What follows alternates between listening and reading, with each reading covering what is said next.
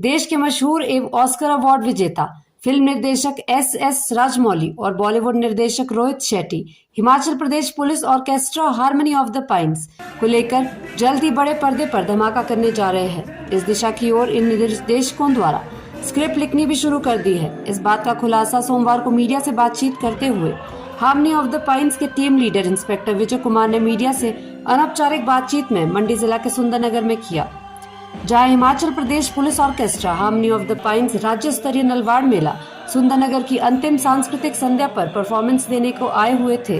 दादा Saheb Phalke international best performer band 2023 के award से नवाजे गए सुप्रसिद्ध Himachal Pradesh police orchestra harmony of the pines की शानदार प्रस्तुतियों ने प्रदेश के शिक्षा मंत्री रोहित ठाकुर और श्रोताओं को झूमने पर विवश कर दिया।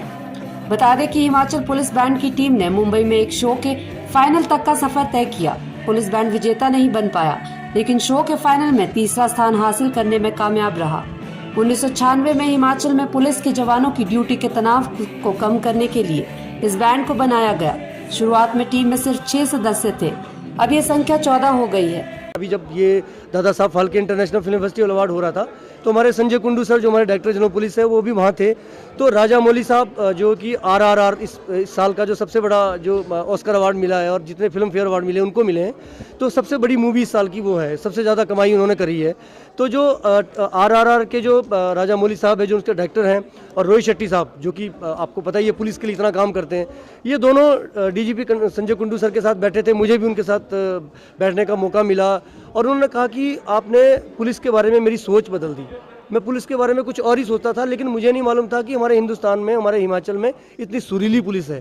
तो ऐसा सुरीली पुलिस का उन्होंने टैग दिया और मुझे शायद ऑफिशियली अभी अनाउंस नहीं करना चाहिए क्योंकि वो हमारे बारे में बहुत कुछ सोच रहे हैं और कुछ स्क्रिप्ट लिखना शुरू किया है और शायद कुछ बहुत बड़ा होने वाला है और जब मौका आएगा तो वो भी आपको अनाउंस करेंगे। हमें परफॉर्म करने का मजा आया और जिस तरह से पब्लिक झूम रही थी, जिस तरह से लोग एंजॉय कर रहे थे और जिस स्माइलिंग फेस के साथ और बीच बीच में स्टैंडिंग ओवेशन देकर जिस तरह से लोगों ने सत्कार किया, तो उसके लिए मैं बहुत बहुत धन्यवाद करना चाहता हूँ। और बहुत मज़ा आता है क्योंकि हिमाचल में परफॉर्म करना अब तो पूरे हिंदुस्तान में जगह जगह हम जा रहे हैं परफॉर्म करने के लिए और सब लोग बड़े प्यार से सुनते हैं, बहुत प्यारा आशीर्वाद मिल रहा है और वर्दी को और देवभूमि हिमाचल को रिप्रेजेंट करने का बहुत अच्छा मौका है हमारे लिए।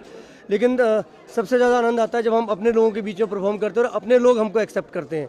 उतना ही प्यार, उतना ही आशीर्वाद अपने लोगों से मिलता है तो बहुत मज़ा आता है। Dada Saheb Phalke international film festival award दुनिया का सबसे बड़ा ऑफिशियल अवार्ड है और इस अवार्ड में जब हमको पता चला कि हमने परफॉर्म करना है तो हमारे लिए बहुत बड़ी अपॉर्चुनिटी थी और इसकी तैयारी में हम लग गए।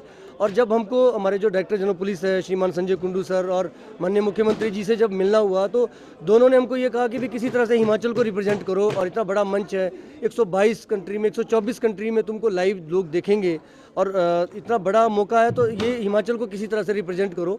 तो फिर उस समय दिमाग में आया कि कुछ ऐसा कंपोजिशन बनाई जाए जिसमें हम हिमाचल की बात करें। तो हमने फिर ये एक धुन बनाई और जिसका टाइटल था कि मेरा हिमाचल, प्यारा हिमाचल और हमारा हिमाचल। तो पूरी फिल्म इंडस्ट्री ने खड़े होकर स्टैंडिंग ओवेशन हमको दिया। तो ये हमारे लिए बहुत बड़ा पल था, बहुत जैसे जीवन जिया है हमने इस तरह का।